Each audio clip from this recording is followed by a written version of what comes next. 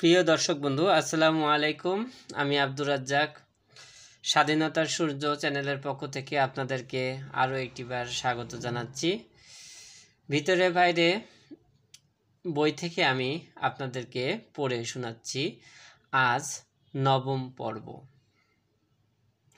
আপনারা যারা এর আগে ভিডিও দেখেননি, তারা যদি দেখতে চান আমার চ্যানেলটি অবশ্যই একবার ঘুরে আসবেন। আসুন তাহলে আমরা অষ্টম পর্ব শুরু করি। দেশের ভবিষ্যতের কথা ভেবে তিনি যে কৌশল অবলম্বন করেছেন তা তাদের খুলে বলেন। তাজউদ্দিন আহমেদ সংসদ সদস্যের সমর্থন লাভের সমর্থ হন। আগে উল্লেখিত সেনা কর্মকর্তাদের ৪ এপ্রিলের সভায় সিদ্ধান্ত, সংসদ সদস্যদের সমর্থন এবং ভারত সরকারের নৈতিক সহযোগিতা যুবনেতা চিত্তরঞ্জন সুতারের উদ্বেগকে দুর্বল করে দেয়। লর্ড সিনহা রোডের 10 নম্বর বাড়িটি পূর্ব পাকিস্তান থেকে পালিয়ে আসা রাজনৈতিক নেতাদের থাকার জন্য বরাদ্দ করেছিল ভারত সরকার। এপ্রিলের প্রথম সপ্তাহের মধ্যে AHM কামরুজ্জামান, M মনসুর আলী সহ আওয়ামী লীগের বেশ কিছু নেতা এই বাসায় এসে ওঠেন। ভারতীয় সরকার পূর্ব পাকিস্তান থেকে পালিয়ে আসা নেতাদের জন্য কলকাতায় এই ধরনের আরও কিছু বাসা বরাদ্দ করেছিলেন। 10 এপ্রিলের আগে সম্ভবত 8 এপ্রিল 10 নম্বর লর্ড সিনহা রোডে আওয়ামী লীগের বেশ কয়েকজন নেতা MNA এবং MPA নতুন সরকার গঠনের উদ্দেশ্যে সভায় বসেন। সভায় সরকার ও মন্ত্রিসভার কাঠামো নিয়ে আলোচনা হয়।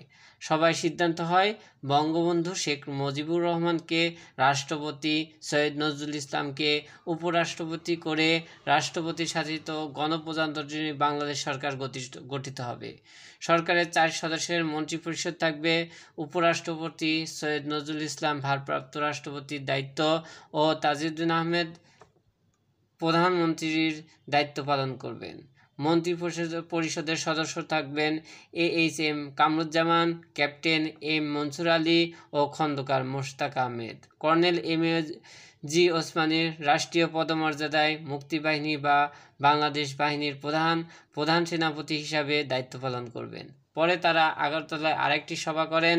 সেখানে সৈয়দ নজরুল ইসলাম, ক্যাপ্টেন মনসুর আলী, খন্দকার মোশতাক আহমেদ, কর্নেল ওসমানী, চট্টগ্রামে MR সিদ্দিকী সহ কিছু নেতা উপস্থিত ছিলেন।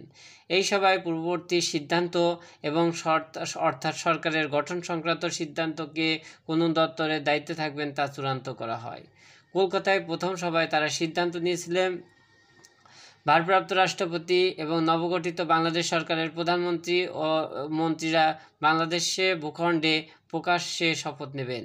প্রথমে এর জন্য স্থান নির্বাচন করা হয়েছিল মুক্ত চুয়াডাঙ্গা, কিন্তু এই খবর পাকিস্তানিরা জেনে যায় এবং সেখানে বোমাবর্ষণ শুরু করে। পরে শপথ গ্রহণের স্থান খুব গোপনে মেহেরপুরের বৈদ্যনাথতলায়, পরে মুজিবনগর নির্ধারণ করা হয়। সেখানে 17 এপ্রিল ভারপ্রাপ্ত রাষ্ট্রপতি, প্রধানমন্ত্রী ও মন্ত্রীরা শপথ নেন। এর আগে 11 এপ্রিল নবনির্বাচিত প্রধানমন্ত্রী তাজউদ্দিন আহমেদ বেতার ভাষণের মাধ্যমে বাংলাদেশ সরকারের ঘোষণা দেন। যাই হোক, 16 এপ্রিলের মধ্যে সরকার গঠনের সকল প্রস্তুতি সম্পন্ন করা হয়। রাত প্রায় 12টার সময় জানা গেল নতুন রাষ্ট্রের পতাকা তৈরি করা হয়নি। এত রাতে তো দর্জি পাওয়া প্রায় অসম্ভব। অবশেষে খোঁজ নিয়ে জানা গেল ডেপুটি হাইকমিশনের বাড়ির কাছে এক দর্জির দোকান আছে। মধ্যরাতে সেই দর্জি ঘুম ভাঙিয়ে তাকে বলা হলো পতাকা তৈরি করে দিতে। লোকটি সহজেই রাজি হয়ে গেলেন। পতাকা প্রস্তুত হওয়ার পর যখন দর্জিকে তার প্রাপ্য দেওয়ার কথা উঠল, তখন সেই দর্জি 2 হাত জোর করে বললেন, আমাকে মাফ করবেন, এই পতাকা বানানোর জন্য আমি কোনো অর্থ নিতে পারবো না। কয়েকদিন পর আবার তার প্রাপ্য অর্থ দিতে গেলে তাকে আর পাওয়া গেল না। এরপরও চেষ্টা করা হয়েছে, কিন্তু তাকে পাওয়া যায়নি। 17 এপ্রিল মুজিবনগরে নির্বাচিত MNA প্রফেসর মোহাম্মদ ইউসুফ আলী স্বাধীনতার সনদ ঘোষণা করেন এবং ভারপ্রাপ্ত রাষ্ট্রপতি মন্ত্রিসভার সদস্যদের শপথ পাঠ করেন। বিকালের মধ্যে শপথ গ্রহণের সব আনুষ্ঠানিকতা নির্বিঘ্নে শেষ হয়। তাজউদ্দিন আহমেদ দূরদর্শিতা এবং দৃঢ়তার ফলে আমরা স্বাধীনতার দিকে বলিষ্ঠভাবে এগিয়ে যাই। কিন্তু অত্যন্ত দুঃখের সঙ্গে বলতে হয়, তাজউদ্দিন আহমেদকে যে মূল্যায়ন করা উচিত ছিল তা করা হয়নি। 10 এপ্রিল সরকার গঠনের পর থেকে দায়িত্বপ্রাপ্তরা সরকার ও মুক্তিযুদ্ধ পরিচালনায় সক্রিয় হন। মুক্তিযুদ্ধের পুরো সময় এই মন্ত্রিসভার সাহায্যে অস্থায়ী সরকার পরিচালিত হয় এবং পূর্ব পাকিস্তান থেকে পালিয়ে আসা বেসামরিক কর্মকর্তাদের একটা অংশ অস্থায়ী সরকারের পরিচালনায় যথেষ্ট সহযোগিতা করে। বাংলাদেশ সরকারের কার্যালয় ছিল ছড়ানো ছিটানো। প্রধানমন্ত্রী তাজউদ্দিন অফিস ছিল কলকাতার ৮ নং থিয়েটারে। থিয়েটার রোডে অস্থায়ী সরকারের প্রধানমন্ত্রীর কার্যালয়ে একটি ছোট ঘর ছিল। সেই ঘরে বসেই তাজউদ্দিন আহমেদ বাংলাদেশ সরকারের কাজকর্ম সম্পন্ন করতেন। তিনি অত্যন্ত ভদ্র অমায়িক ব্যক্তি ছিলেন। তার সঙ্গে কোনো বিষয় নিয়ে যুক্তিসঙ্গত আলোচনা করতে কোনো ধরনের বাধা ছিল না। এমনকি কাউকে তিনি তুচ্ছ-তাচ্ছিল্য অবজ্ঞা করে কথা বলতেন না। সবাই তাকে অত্যন্ত শ্রদ্ধার চোখে দেখতেন। তার নিষ্ঠা আন্তরিকতার জন্য তিনি ভারতীয় কাছে একজন সম্মানিত ব্যক্তি হিসাবে সমাদৃত হলেন। তাজউদ্দিন সাহেব ৯ মাসের মধ্যে সম্ভবত কোনো দিন ঘণ্টা দুয়েকের জন্য পরিবারকে দেখতে গিয়েছিলেন। এছাড়া আর কোনো সময় তিনি তার পরিবারকে দেখতে গিয়েছিলেন বলে আমার মনে পড়ে না। তিনি কতটা সাধারণ জীবনযাপন করতেন তা না দেখলে বিশ্বাস করা কঠিন ছিল। তিনি তার ব্যক্তিগত যে কাজকর্ম মোটামুটি নিজেই করতেন। অস্থায়ী সরকারের ভারপ্রাপ্ত রাষ্ট্রপতি সৈয়দ নজরুল ইসলাম, অন্য মন্ত্রীরা পরিবার সহ কলকাতায় ডক্টর সুন্দরী মোহন রোডের সিআইটি রোড নামে বেশি পরিচিত একটি অ্যাপার্টমেন্টে বিভিন্ন ফ্ল্যাটে পরিবার সহ থাকতেন। তাজউদ্দিন আহমেদের পরিবারও এই অ্যাপার্টমেন্টের একটি ফ্ল্যাটে ছিল, কিন্তু তিনি দেশ স্বাধীন হওয়ার আগে এই ফ্ল্যাটে একদিনও থাকেননি। ভারপ্রাপ্ত রাষ্ট্রপতি সৈয়দ নজরুল ইসলাম, অন্যান্য মন্ত্রীরা তাদের দাপ্তরিক কার্যক্রম সাধারণত এসব বাসস্থান থেকেই পরিচালনা করতেন।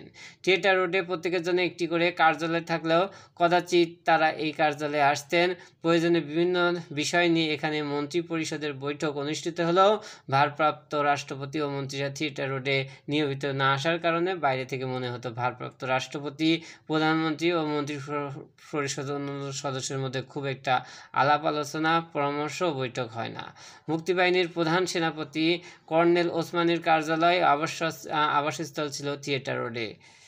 মুক্তিযুদ্ধ ও মুক্তিযুদ্ধ চলার ব্যাপারে যাদের ওসমানী সাহেবের সাথে কথা বলার প্রয়োজন হতো তারা কর্নেল ওসমানীর কার্যালয় সংলগ্ন ঘরে তার সঙ্গে সাক্ষাৎ এবং আলাপ আলোচনা করতেন। ওসমানী সাহেবের অফিস লোকজন ছিল অত্যন্ত সীমিত। আমি ছিলাম ওসমানী সাহেবের একমাত্র জ্যেষ্ঠ ও সার্বক্ষণিক কর্মকর্তা। আমাদের সঙ্গে সেখানে সেনাবাহিনীর একজন ডাক্তার, একজন প্রশাসনিক কর্মকর্তা ছিলেন। এছাড়া কখনো কখনো স্টাফ অফিসার, ২-১ সামরিক অফিসার সমসাময়িকভাবে আমাদের সঙ্গে থাকতেন। ২ ভারতীয় কর্মকর্তা নিয়মিতভাবে আমাদের কার্যালয়ে যোগাযোগ রাখতেন। প্রথম দিকে থিয়েটার রোডের কয়েকটি বড় কামরায় জ্যেষ্ঠ বেসামরিক অফিসারদের কার্যালয় ছিল। মন্ত্রিপরিষদ সচিব এইচ.টি. ইমাম, প্রতিরক্ষা সচিব এম.এ. সামাদ, সংস্থাপন সচিব নুরুল কাদের খান, অর্থ সচিব খন্দকার আসাদুজ্জামান, স্বরাষ্ট্র সচিব নুরুদ্দিন আহমেদ অফিস করতেন। উল্লিখিত বেসরকারি কর্মকর্তা ছাড়া আরও কয়েকজন বেসরকারি ও সরকারি কর্মকর্তা থিয়েটার রোডে বিভিন্ন মন্ত্রণালয় কার্যালয়ে কর্মরত ছিলেন। পূর্ব পাকিস্তান থেকে আরও কিছু বাঙালি বেসামরিক কর্মচারী কলকাতায় আশ্রয় নিয়েছিলেন। তারা আলোচনার জন্য এসব সচিব ও অন্যান্য কর্মকর্তার সাথে দেখা করতেন। অন্যান্য বেসামরিক কর্মকর্তা বেশিরভাগ সময় পশ্চিম পাকিস্তানের বিভিন্ন স্থানে, যেখানে অধিক সংখ্যক বাঙালি উদ্বাস্তু থাকত, তাদের দেখাশোনা করতেন। পররাষ্ট্র মন্ত্রণালয়ের কার্যক্রম কলকাতার বাংলাদেশ হাই কমিশন অফিস থেকে পরিচালিত হতো। পররাষ্ট্রমন্ত্রী ছিলেন মুশতাক আহমেদ। তার কার্যক্রম সন্দেহের ঊর্ধ্বে ছিল না। তিনি বেশি মাত্রায় বিদেশি কূটনৈতিক ও গোয়েন্দাদের সাথে যোগাযোগ রাখতেন। তিনি হাই কমিশন অফিস এবং নিজ বাসস্থানের দাপ্তরিক কার্যক্রম করতেন। একবার সরকারি কাজে তার আমেরিকা যাওয়ার কথা ছিল, কিন্তু সন্দেহজনক গতিবিধি ও আচরণের পরিপ্রেক্ষিতে স্বয়ং প্রধানমন্ত্রী তাজউদ্দিন আহমেদ তার সফর বাতিল করে দেন এবং সরকারের পররাষ্ট্র সচিব হিসাবে ছিলেন মাহবুব আলম চাষী।